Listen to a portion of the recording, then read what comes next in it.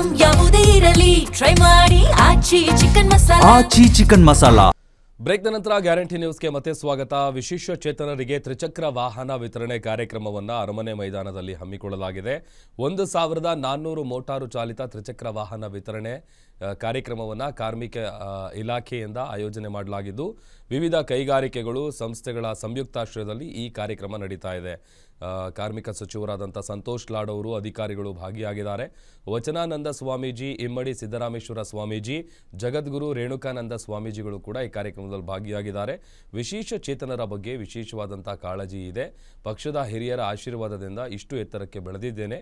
CM DCM ಕೊಟ್ಟ ಜವಾಬ್ದಾರಿಯನ್ನು ಉತ್ತಮವಾಗಿ ನಿರ್ವಹಿಸ್ತಾ ಇದ್ದೀನಿ. ಕೊನೆಯ ಉಸಿರು ಇರೋವರೆಗೂ ಪ್ರಾಮಾಣಿಕವಾಗಿ ಸೇವೆ ಮಾಡ್ತೀನಿ ಅಂತ ಕಾರ್ಯಕ್ರಮದಲ್ಲಿ ಕಾರ್ಮಿಕ ಸಚಿವರಾದಂಥ ಸಂತೋಷ್ ಲಾಡ್ ಅವರು ಭಾಷಣ ಮಾಡಿದ್ದಾರೆ.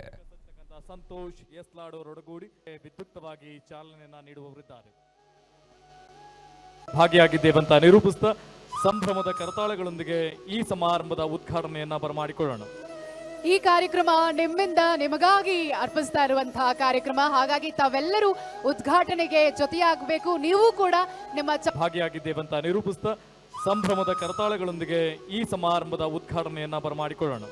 ನಾನು ಅವರಲ್ಲಿ ಕಳೆದ 2.5 ವರ್ಷದಿಂದ ನಮ್ಮ ಇಲಾಖೆ ಮಾಡಿರ್ತಕ್ಕಂಥ ಕಾರ್ಯಕ್ರಮಗಳನ್ನ ಸಂಕ್ಷಿಪ್ತವಾಗಿ ಹೇಳಲಿಕ್ಕೆ ಇಚ್ಛೆ ಬಯಸ್ತೇನೆ.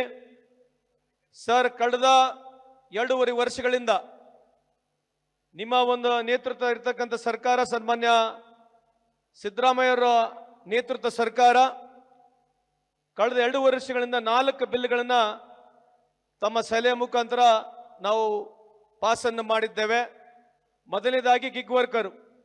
ಇಡೀ ಭಾರತ ದೇಶದಲ್ಲಿ ರಾಜಸ್ಥಾನ ಅವರು ಮೊದಲನೇ ಬಾರಿಗೆ ಬಿಲ್ ಅನ್ನು ತಂದ್ರು. ಆದರೆ ಸಮರ್ಪಕವಾದಂಥ ನಮ್ಮ ಕರ್ನಾಟಕ ರಾಜ್ಯದಲ್ಲಿ ಇರ್ತಕ್ಕಂಥ ಬಿಲ್ಲು ರಾಜಸ್ಥಾನಲ್ಲಿ ಇಲ್ಲ ಸರ್.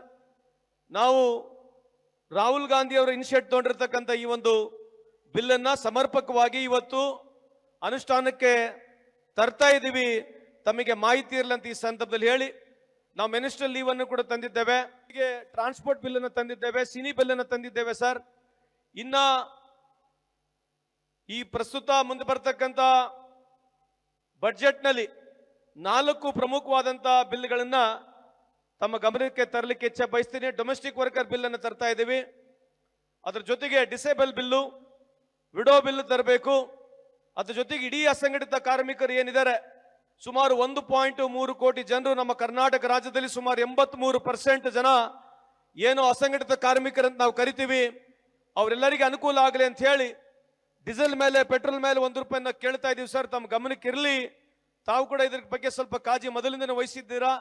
ಈ ಬಾರಿಯ ಕಾಳಜಿಯನ್ನು ವಹಿಸಿ ನಮಗೆ ಆ ದುಡ್ಡನ್ನು ಒದಗಿಸಿದ್ರೆ ಸುಮಾರು 1,30,00,000 ಕುಟುಂಬಗಳಿಗೆ ಅನುಕೂಲ ಆಗ್ತಕ್ಕಂಥ ಕಾರ್ಯಕ್ರಮ ಆಗುತ್ತಂತ ಈ ಸಂದರ್ಭಕ್ಕೆ ಕೇಳಲಿಕ್ಕೆ ಇಚ್ಛೆ ಬಯಸ್ತೇನೆ.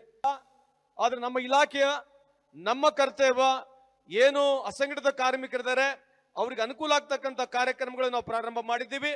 ಮುಂದೆ ಬರ್ತಕ್ಕಂಥ ದಿನಗಳಲ್ಲಿ ನಮ್ಮ ಸರ್ಕಾರ ಖಂಡಿತವಾಗ್ಲೂ ಅಸಂಘಟಿತ ಕಾರ್ಮಿಕರ ಪರವಾಗಿ ಕೆಲಸ ಮಾಡ್ತೇವೆ. ಕಾನೂನಾತ್ಮಕವಾದಂಥ ಕಾನೂನುಗಳನ್ನು ತರ್ತೇವೆ. ಬಡವರಿಗೆ ಅನುಕೂಲ ಆಗ್ತಕ್ಕಂಥ ಕೆಲಸಗಳನ್ನ ಮಾಡ್ತೀವಿ ಅಂತ ಈ ಸಂದರ್ಭಕ್ಕೆ ಕೇಳಲಿಕ್ಕೆ ಇಚ್ಛೆ ಬಯಸ್ತೇನೆ. ಇವತ್ತು ವಿಶೇಷವಾದಂಥ ಕಾರ್ಯಕ್ರಮ. ಎಲ್ಲರೂ ಇವರಿಗೆ ವಿಕಲಚೇತನ ಅಂತ ಕರೀತಾರೆ, ಡಿಸೇಬಲ್ ಅಂತಲೂ ಕರೀತಾರೆ. ನಾನು ಕೆಲವು ಇರ್ತಕ್ಕಂಥ ಎಕ್ಸ್ಪೀರಿಯನ್ಸ್ಗಳನ್ನ ಹಂಚಿಕೊಳ್ಳಿಕ್ಕೆ ಇಚ್ಛೆ ಬಯಸ್ತೇನೆ. ಎಲ್ಲರಿಗಿಂತ ಜಾಸ್ತಿ ಇವರಿಗೆ ಮಾನವತೆ ಇವರಿಗೆ ಇವತ್ತು ನನಗೆ ಕಣ್ಣೀರು ಬರುತ್ತೆ. 36 ವರ್ಷ ಆ ಮಗುವನ್ನ ಆ ತಾಯಿ, ಬಡವೆ ಕೂಲಿ ಕಾರ್ಮಿಕ ಮಾಡ್ತಕ್ಕಂಥ ತಾಯಿ, ಅದನ್ನ ಇಲ್ಲಿವರೆಗೂ ಸಾಕ್ತಾ ಇದ್ದಾಳೆ ಅಂತಂದ್ರೆ ಅವ್ರಿಗಿರ್ತಕ್ಕಂಥ ಮಾನವತೆ ನಮಗೆ ಯಾರು ಇಲ್ಲ ಅಂತ ಈ ಸಂದರ್ಭಕ್ಕೆ ಕೇಳಲಿಕ್ಕೆ ಇಚ್ಛೆ ಬಯಸ್ತೇನೆ. ನಿಮಗೆ ನಾನು ಇಂಥ ಎಕ್ಸಾಂಪಲ್ಸ್ಗಳು ಬಹಳ ಇದಾವೆ, ಕೊಡಕ್ ಹೋಗುದಿಲ್ಲ. ಕೊನೆಯದಾಗಿ ಹೇಳಿ ಮುಗಿಸ್ತೀನಿ. ಯಾಕೆ ನಾವು ಇವ್ರ ಬಗ್ಗೆ ಕಾಳಜಿಯನ್ನು ವಹಿಸಬೇಕು? ಸಮಾಜದಲ್ಲಿ ಕೇವಲ ಸರ್ಕಾರ ಮಾತ್ರ ಅಲ್ಲ, ಪ್ರತಿಯೊಬ್ಬರು ನಾವು ಇವತ್ತು ಕರ್ನಾಟಕ ರಾಜ್ಯದಲ್ಲಿ ಸುಮಾರು 25 ಲಕ್ಷಕ್ಕೂ ಹೆಚ್ಚು ಜನರು ಈ ರೀತಿಯಾದಂಥ ವ್ಯವಸ್ಥೆಯಲ್ಲಿ, ನಾವು ವಿಕಲಚೇತನ ಅಂತ ಏನ್ ಹೇಳ್ತೀವಿ, ಮಾನಸಿಕವಾಗಿ ದುರ್ಬಲರಿರ್ಬೋದು, ವಿಕಲಚೇತನ ಇರ್ಬೋದು, ಇಂಥವ್ರು ಸುಮಾರು 25 ಲಕ್ಷಕ್ಕೂ ಹೆಚ್ಚು ಜನ ನಮ್ಮ ಕರ್ನಾಟಕ ರಾಜ್ಯದಲ್ಲಿ ಇದ್ದಾರೆ ಸರ್. ಒಂದು ಉದಾಹರಣೆ ಹೇಳಿ ನಾನು ಮುಗಿಸ್ತೀನಿ. ಧಾರವಾಡನಲ್ಲಿ ಕಳೆದ ಬಾರಿ ನಾವು ಇದೇ ರೀತಿಯಾದಂಥ ಸುಮಾರು 560 ಗಾಡಿಗಳನ್ನ ಹಂಚಿಕೆ ಮಾಡಿದ್ವಿ. ನಾನು ನಡ್ಕಂತ ಬರ್ತಕ್ಕಂಥ ಸಂದರ್ಭದಲ್ಲಿ ಒಬ್ಬ ಯುವಕ ಅವರ ತಂಗಿನೇ ಸೊಂಟದ ಮೇಲೆ ಹಾಕೊಂಡು ಬರ್ತಾ ಇದ್ದ. ಅವನು ಬಂದಾಗ ನಾನು ಕೇಳಿದೆ ಏನು ಅಂತ ಕೇಳಿದಾಗ ಅವನು ಕಣ್ಣಲ್ಲಿ ದಳ ದಳ ನೀರಿತ್ತು. ಅವನು ಹೇಳ್ದ, ಸರ್ ಇವಳು ನಮ್ಮ ತಂಗಿ, ನಾನು ಇವಳಿಗೆ 25 ವರ್ಷ ಆಯ್ತು ಗಾಡಿ ಕೊಡ್ಸಕ್ಕಾಗಿಲ್ಲ, ನಾನು ಅದಕ್ಕೆ ನಿಮ್ಮ ಹತ್ರ ಬಂದಿದ್ದೀನಿ, ಇವತ್ತು ನನಗೆ ಸಿಕ್ಕಿದೆ ಅಂತ ಹೇಳಿದ್ಲು. ಆದ್ರೆ ಏನು ಅಂತಂದ್ರೆ ಆ ಅಣ್ಣ ಆ ತಂಗಿಗೋಸ್ಕರ ಮದುವೆನೇ ಆಗಿಲ್ಲ. 26 ವರ್ಷ ಆ ತಂಗಿನ ಆ ಅಣ್ಣ ಸೊಂಟದ ಮೇಲೆ ಓರಿ ಇವತ್ತುವರೆಗೆ ಅವಳು ನೋಡ್ಕೊಳ್ತಾ ಇದಾರಲ್ಲ, ಇವರು ನಮ್ಮೆಲ್ಲರಕ್ಕಿಂತ ಗ್ರೇಟು, ಇವರು ಮಾನವತಾವಾದಿ, ನಾವಲ್ಲ ಅಂತ ಈ ಸಂದರ್ಭಕ್ಕೆ ಕೇಳಲಿಕ್ಕೆ ಇಚ್ಛೆ ಬಯಸ್ತೀನಿ. ಇವತ್ತು 51 ವರ್ಷ ನನಗೆ ಮುಗಿದಿದೆ.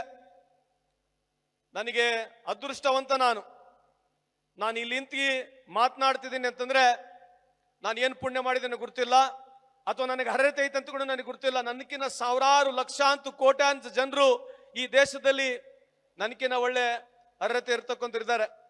ಆದರೆ ನನ್ನ ರಾಜಕೀಯ ಉದ್ದ ಜೀವನಕ್ಕೂ ಕಳೆದ ಸುಮಾರು 33 ವರ್ಷ ರಾಜಕೀಯದಲ್ಲಿ, ನಾನು 17ನೇ ವರ್ಷದಲ್ಲಿ ರಾಜಕೀಯ ಪ್ರಾರಂಭ ಮಾಡಿ ಇಲ್ಲಿವರೆಗೆ ಬಂದಿದ್ದೇನೆ. ಜನರ ಆಶೀರ್ವಾದದಿಂದ, ಎಲ್ಲ ನಮ್ಮ ಪಕ್ಷದ ಹಿರಿಯರ ಆಶೀರ್ವಾದದಿಂದ ಇಲ್ಲಿ ಮಟ್ಟಕ್ಕೆ ನಾನು ಬೆಳೆದಿದ್ದೇನೆ ಬಂಧುಗಳೇ.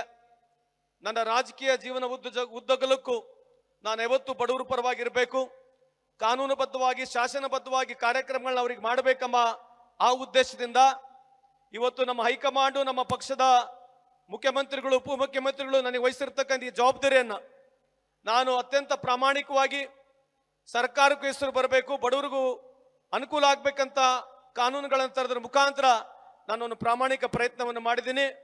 ಇನ್ನ ಎಲ್ಲಿವರೆಗೆ ದೇವರು ನನಗೆ ಉಸಿರನ್ನು ಕೊಟ್ಟಿದ್ದಾನೆ, ಪ್ರಾಮಾಣಿಕವಾಗಿ ಬಡವರ ಪರವಾಗಿ, ಬಡವರ ಏಳಿಗೆ ಪರವಾಗಿ ನಾನು ಶಾಸನಬದ್ಧವಾದಂಥ ಕಾರ್ಯಕ್ರಮಗಳನ್ನ ಮಾಡಿ ನಿಮ್ಮೆಲ್ಲರಿಗೆ ಒಳ್ಳೇದಾಗ್ತಕ್ಕಂಥ ಒಂದು ಪ್ರಯತ್ನವನ್ನು ಮಾಡ್ತೀನಿ. ಈ ಒಂದು ಅಳಿಲು ಸೇವೆಯನ್ನ ತಾವು ದಯವಿಟ್ಟು ಸ್ವೀಕರಿಸಬೇಕು, ನಿಮ್ಮೆಲ್ಲರ ಆಶೀರ್ವಾದ ನಮ್ಮ ಮೇಲೆ ಇರಲಿ ಅಂತ ಈ ಸಂದರ್ಭದಲ್ಲಿ ಹೇಳಿ, ನಮ್ಮ ಸರ್ಕಾರ ಸುಮಾರು ಹಲವಾರು ಕಾರ್ಯಕ್ರಮಗಳನ್ನ ಮಾಡಿದೆ. ನಿಮ್ಮೂರಿನಿಂದ ವಿಶ್ವ ಮಟ್ಟದವರೆಗೆ ರಾಜಕೀಯ, ಸಿನಿಮಾ, ಸ್ಪೋರ್ಟ್ಸ್ ಯಾವ ಸುದ್ದಿಯೂ ಮಿಸ್ ಆಗಲ್ಲ. ಬರೀ ಸುದ್ದಿಯಷ್ಟೇ ಅಲ್ಲ, ಜೊತೆಯಲ್ಲೇ ಇರುತ್ತೆ ವಿಶ್ಲೇಷಣೆ. ಗ್ಯಾರಂಟಿ ನ್ಯೂಸ್ನ ಸಬ್ಸ್ಕ್ರೈಬ್ ಮಾಡಿ, ಫಾಲೋ ಮಾಡಿ, ಕ್ಷಣ ಕ್ಷಣದ ಅಪ್ಡೇಟ್ಸ್ ಪಡೆಯಿರಿ.